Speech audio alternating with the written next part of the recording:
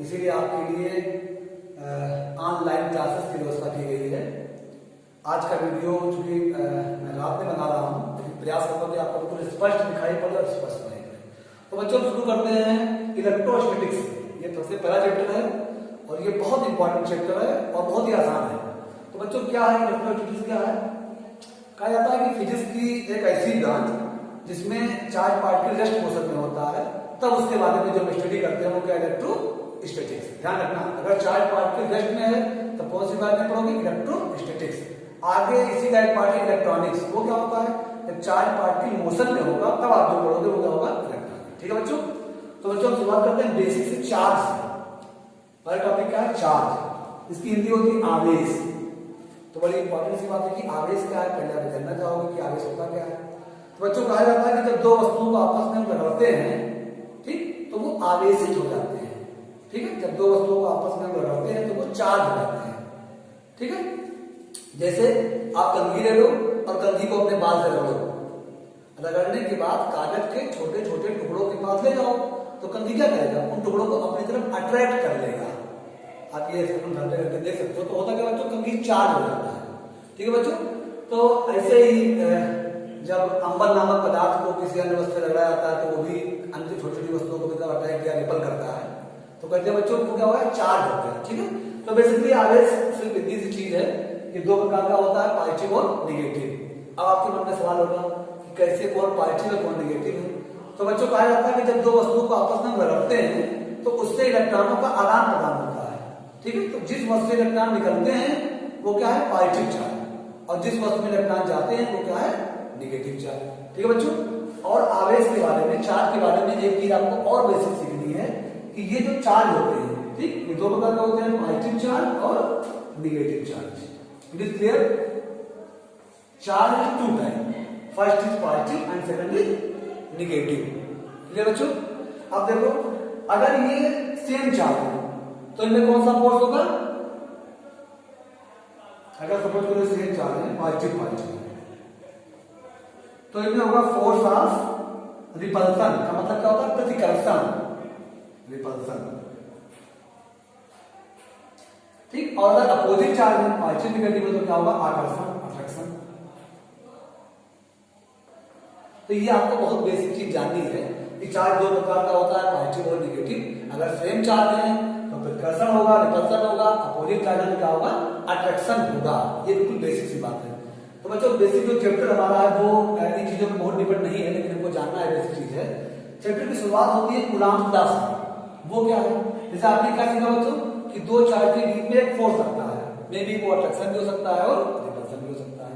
तो अब वो कितने अमाउंट का फोर्स होगा, कितने न्यूटन का फोर्स होगा? 10 न्यूटन का होगा, 100 न्यूटन का होगा, वो किसने बताया? वो बताया कूलाम्ब ने।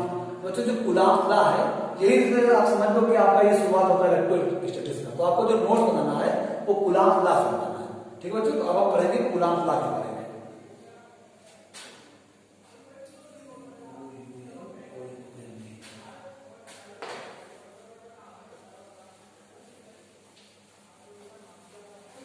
इंतजार करो बच्चों।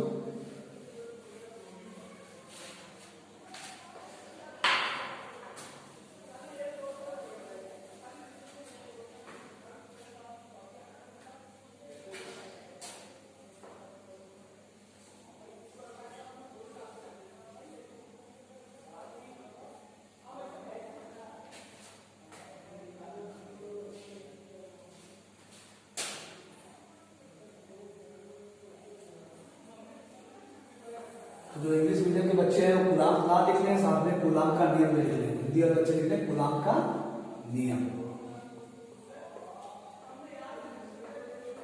देखो बच्चों क्या है कूलाम्ब का नियम?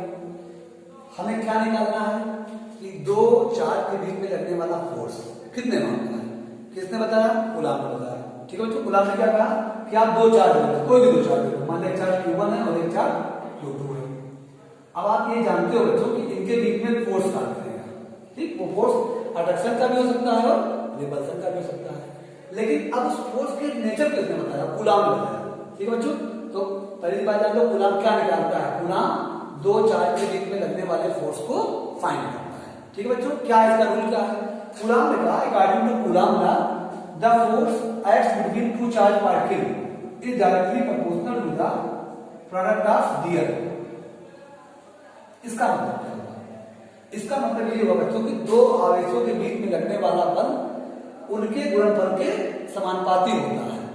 ठीक है, इसका मतलब क्या होगा कि अगर आवेश ज्यादा होगा तो लगने वाला बल ज्यादा होगा, आवेश कम होगा तो लगने वाला बल कम होगा। ठीक है बच्चों, समझ आएगी बात? तो अब आप कूलम में क्या डिफाइन किया कि the force act between two charge particle directly proportional to product of charge.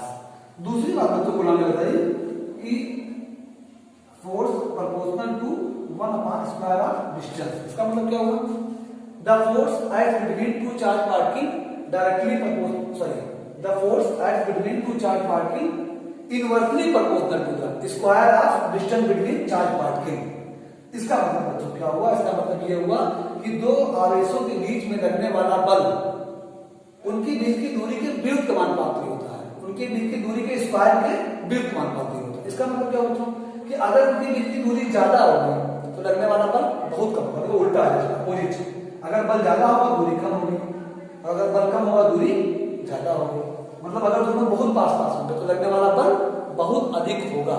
तो कूलम ने सिर्फ यही दो बातें कही कि दो आवेशों के बीच में लगने वाला बल आवेशों के गुणनफल के समानुपाती होता है, इसके अलावा उनके बीच की दूरी के विरुद्ध समानुपाती होता है, इनवर्सली प्रोपोर्शनल होता है। इंग्लिश मीडियम बच्चे ध्यान दें, the force acts between two charge particle inversely proportional to the square of distance between charge particle. ठीक है बच्चों, अब आप लोग जानते होंगे गाइड में फिजिक्स का, तभी दोनों को मिलाएंगे तो क्या बन जाएगा? F proportional to Q1 Q2 upon R square.